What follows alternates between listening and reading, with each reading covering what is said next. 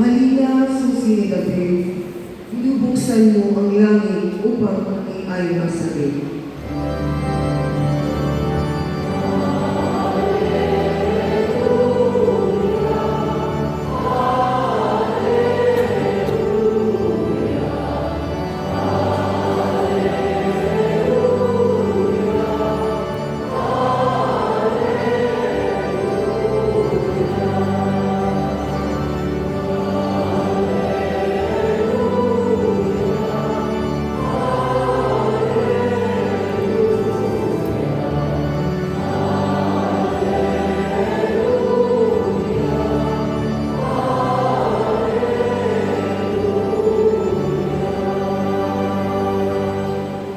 Sumainyo ang Panginoon.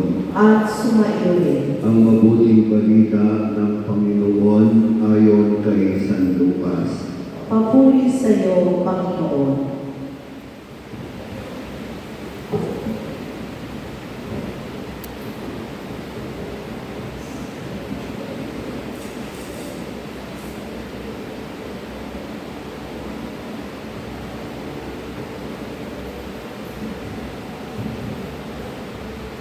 Labing-anim na buwan na ng pagdala ng tao ni Elizabeth, ang Anghel Gabriel ay sinugo ng Diyos sa Nazaret, Galilea, sa isang dalaga na ang pangalan ni Maria.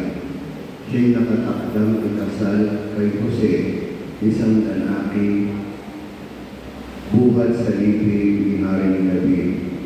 Pagtapit ng Anghel sa kinaroroonan ng dalaga, binahi niya ito, "Matuwa ka, ikaw ay kalugod-lugod sa Diyos ni Kanya.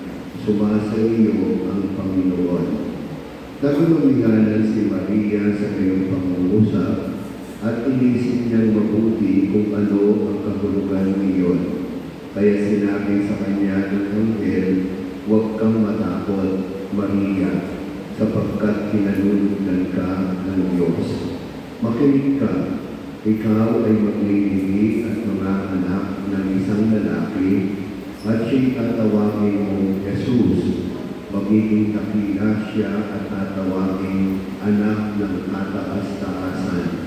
Ibibigay sa kanya ng Panginoong Diyos ang trono ng kanyang amang si David. Maghahari siya sa hanggan ni Jacob magpakailanman at ang kanyang paghahari ay walang hanggan." Paano mangyayari ito? Gayong ako'y dalaga, tanong ni Maria. Sumagot ang Anghel, "Bababa sa iyo ang Espiritu Santo at liliniman ka ng kapangyarihan ng kataas-taasan. Kaya't banal ang ipag-aanak mo at tatawagin anak ng Diyos. Natatandaan mo ang iyong kamag-anak na si Elizabeth.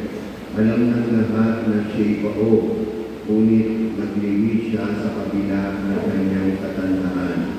At ngayon ika-anim na buwan na ng kanyang pagdala ng tao, sapagkat walang hindi mapangyayari ang Diyos."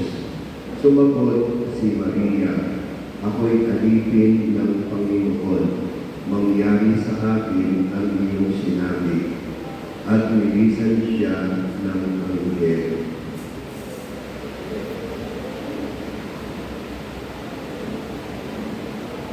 Ang mabuting balita ng ating kaligtasan.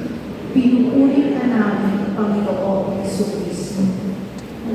Tayo po ay nasa ikalimang araw na ng ating nobenaryong misa paghahanda para sa dakilang kapistahan ng pagsilang ng ating Panginoong Jesucristo.